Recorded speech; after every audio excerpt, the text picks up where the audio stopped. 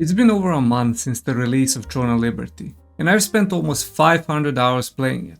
I have 2 max level characters, with my main being over 3700 combat power and an alt that is sitting around 2500 combat power.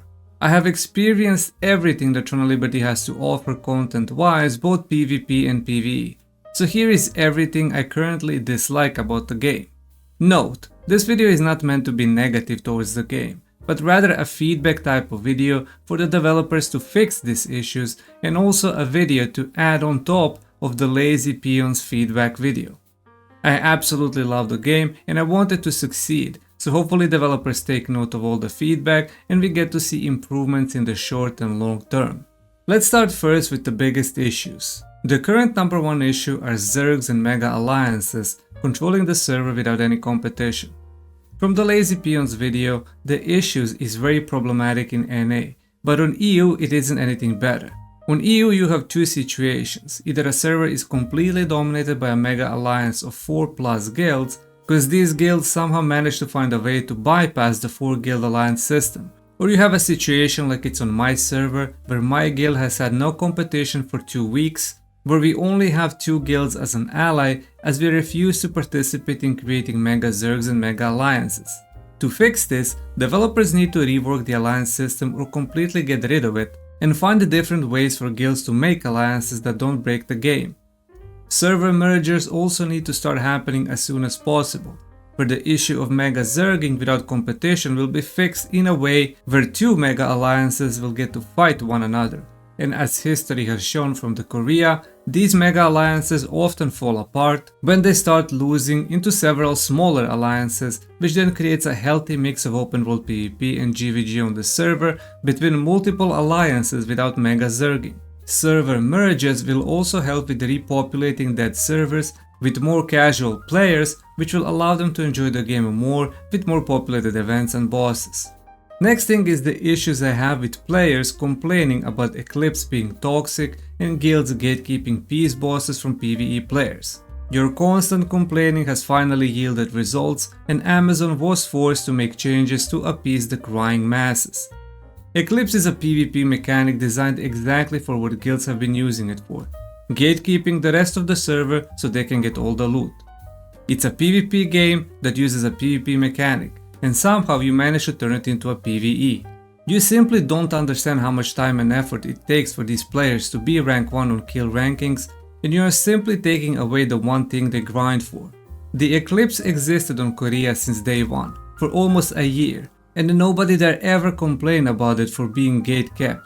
And then not even 1 month into the global Throne of Liberty, the Western player base managed to force a change. You are all slowly but surely turning a PvP game into a PvE game, and once it finally becomes PvE friendly, you will complain how the PvE content is easy and there is nothing to do, eventually leading you to quitting. But it's okay, you won, and at least the complaining and crying on social media can finally stop. Until you find something else to complain about, which you will, cause guess what? If you thought the Junobot Eclipse gatekeeping was bad, you are in for a treat, cause it gets even worse. Another big issue that is still very much present is botting and RMTing. Amazon actually did a very nice job at banning tens of thousands of bots, and they actually made a very smart decision dealing with players who RMT. In case you didn't know, if you get caught RMTing, all the lucent you acquire through a third-party website will be taken away from your account and you will be put into negative lucent for that amount. And being negative lucent means you cannot sell, you cannot buy anything on the auction house, meaning that this is worse than being perma-banned. The only way to get out of negative lucent is spending real money in a cash shop to get out of the negative lucent balance. Once tier 2 gear comes out, if you have negative lucent you won't be able to buy gear and traits, you won't be able to sell gear and traits until you fix your negative balance. A very smart way for Amazon that will still retain the RMT players, but also pocket the money from them trying to get out of the negative balance. When it comes to bots, they are still around, but in visibly smaller quantities, and according to Lazy Peon, there are some guilds actively botting every day and should be permabanned without questioning it. Being part of a non-Mega Zerg alliance on a server that doesn't contest boonstones and riftstones, it came to my attention that there needs to be a GVG fights for smaller guilds. The limit for boonstones and riftstones is 70 versus 70, but I would really like to see it taken down to a 30 versus 30 and 50 versus 50 for smaller guilds and communities to enjoy and encourage them and give them more incentive to PvP in a controlled balanced setting without zerging. Making lower level boonstones and the riftstone smaller size limit could be a way to encourage these small guilds to participate while slightly increasing or changing the stat bonuses or rewards. Another major issue is the current content scheduling. Daylight savings time is over and all the clocks have moved back to 1 hour, meaning that Amazon also decided to move all the events, world bosses and other content 1 hour back as well, which doesn't make any sense. If the clock goes back 1 hour, the schedule for events doesn't need to be changed. They could have stayed the same and nothing would change. With this new schedule, it is still way too early for the majority of the players that have jobs and work 9 to 5, especially in EU for UK players. Some of the important events like boonstones and the riftstones start at 5 PM. The previous schedule was fine, although I do think that most events should be packed in the prime time for each region. 6 PM last dynamic event, 7 PM nothing, 8 PM world bosses, 9 PM boonstones, riftstones, 10 PM world bosses, 11 PM dynamic events should be the schedule. Another major issue I find is the newly added random matchmaking. Sure, they're giving us extra token chests and a 7% chance to obtain Salvation Essence, but at what cost? It seems like they really haven't thought this entire matchmaking through before adding restrictions. If you try to random matchmake, you most likely experience the constant queue popping because there is always one person that will reject it due to getting the dungeon he doesn't want or need. And then the queue keeps popping forever until finally there are 5 other players who are willing to do the dungeon. But then you all accept, you join and instantly 1 or 2 players leave. Because I guess they expected that the party will be at the last boss so they can skip wasting literally 5 minutes it takes to get to the boss. And then everyone else leaves and you are back to queue popping. First, there needs to be a cooldown after rejecting, at least 15 seconds you aren't allowed to queue again. Then I am actually mind-boggled that after matchmaking and joining into a dungeon, anyone can just leave the party without any penalty or restrictions. Add a penalty for leaving the dungeons. It's not that hard to put a 30-minute penalty if someone leaves on its own and it will stop this toxic random matchmaking behavior.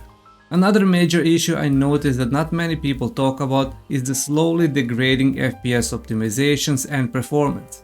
I have a high-end PC and I have some very noticeable stutters, frame drops and actual freezes and lags caused by game itself. Even during mass PvP the frames are dropping significantly more and more after each patch. Well, this is pretty normal and standard that performance starts degrading over time. It's been only a month and it's already showing the clear signs of poor new optimizations. Not only that, but sound often completely breaks where I wouldn't hear anything for several seconds. Definitely something to look into and see if better optimization can be achieved, as I know a lot of people play on lower end PC specs, and while the game does run for the most part really well, at times even in empty areas it can struggle with stutters and micro lags. And the last major issue I have to mention is class balance. I know that developers have been actively working on balancing each weapon, bringing new class balance patches very often. But in PvP it's something really hard to do right. Every class has a counter, but it does feel like tanky classes simply don't have any hard counters, and those that are super high-end geared can literally tank 15 to 20 players attacking them, while also dealing significant damage to squishy ranged DPS classes. Class balance is something that I always hear people complain about, in a sense that they don't know how to deal with certain classes in PvP. In arenas and small scale, the melee classes simply run over and completely destroy all ranged classes, making it very unfun.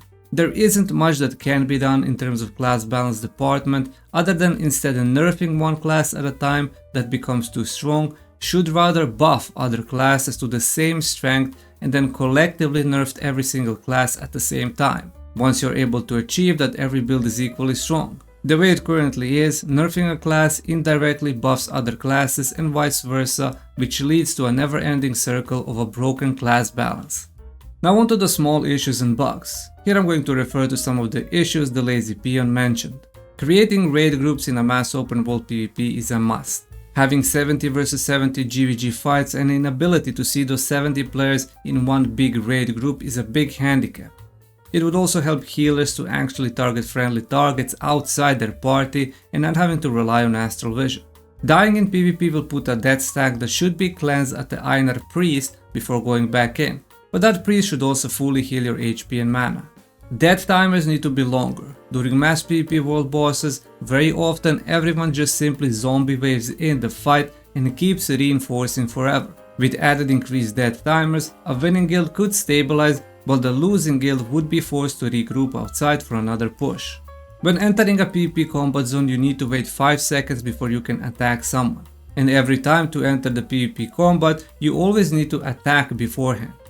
This is of course in place to prevent zone hogging and going in and out of safe zone doing damage uncontested. Another issue is that while you have to wait 5 seconds to start attacking someone, you aren't immune to AoE attacks. Enemies cannot attack you for those 5 seconds, but random AoEs like flash waves can deal damage to you as soon as you enter in before those 5 seconds is up. There is simply too much inconsistent CC, and there needs to be some sort of immunity after you have been CC'd for several times in a row. Every longbow player uses a tornado, and I had situations where we juggled the enemy tanks for at least 20 seconds with tornadoes. They just kept flying in the air and couldn't even play the game. Visual targeting in PvP is very lackluster, and often you will have no idea who your selected target is in a mass blob of players. Color change to a targeted player or a different targeting sign above the player would improve the visibility. On the topic of targeting, why does my character always have this giant huge arrow above my nameplate? The only way to fix it is by removing the nameplate, which I won't do because I like seeing my HP and mana above my character. Another way to fix it is when you join a party, selecting friendly target will put this awful mark on that player. But after you are alone without a party, it goes back on your head. It's like some sort of self-target, self-mark that you cannot remove. Very weird. General targeting in combat needs to have increased range. Top targeting cannot really reach a certain distance, and this is especially noticeable in the arena, where you will need to click onto someone at the start as you cannot target it with tab. The buggy terrain that can be found literally anywhere, especially noticeable in Sylvius Abyss floor 5 and 6.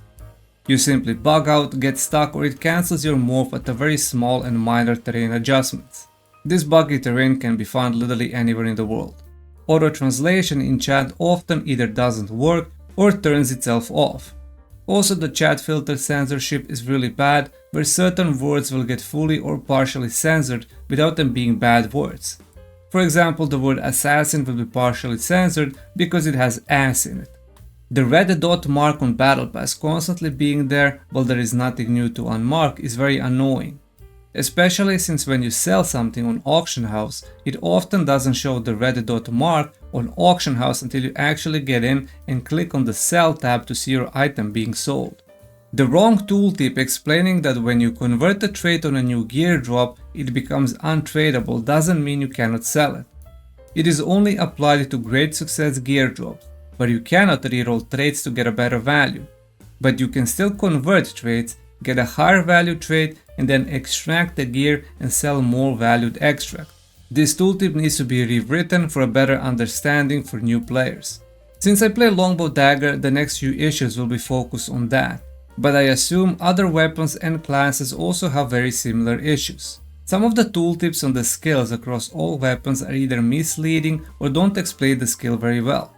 On the camouflage cloak, for example, it doesn't say that casting skills will pull you out of the stealth and therefore removes the 100% guaranteed crit on the next skill, as it only works while you are in the stealth. Instant cast skills work fine, but casting/charging skills always pull you out of the stealth before you use it. Limit break skill specialization on decisive sniping doesn't do anything, as the damage is the same when you use it normally and with enhanced limit break. The tooltip suggests that it should be empowered, but all it does is reset the skill while damage is the same. Other skills with limit break actually are enhanced and deal more damage, but decisive sniping isn't. Sometimes when you die, the range skill specialization on Shadow Escape and Fatal Stigma just completely stop working, even though the node is activated. The range will be reset to the original value, and the only way to fix it is by deactivating the node and activating it again. This has been an issue since the skill specialization came out in Korea in July, and it is still an issue. Frenzied Sword Dance when used on multiple targets will often bug out and not hit for more than 2 times. If you don't use the toggle charge skill option, which means you don't need to hold charging skills, both the Decisive Sniping and Flash Wave will often shoot on its own at the casting mark without you pressing any buttons.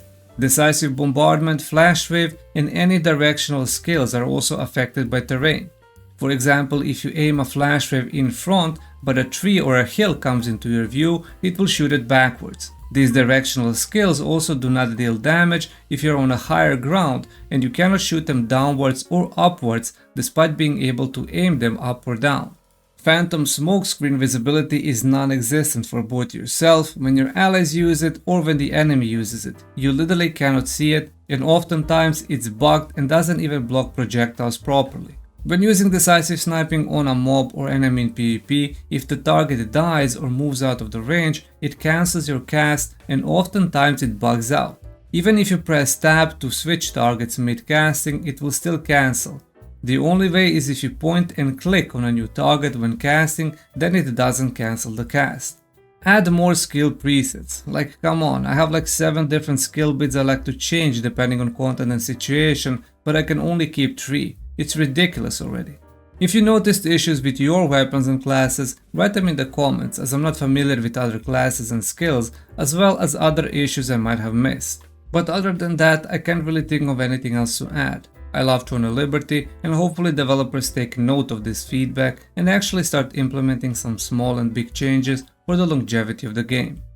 Thank you for watching, consider subscribing and watch some of my other videos appearing on your screen.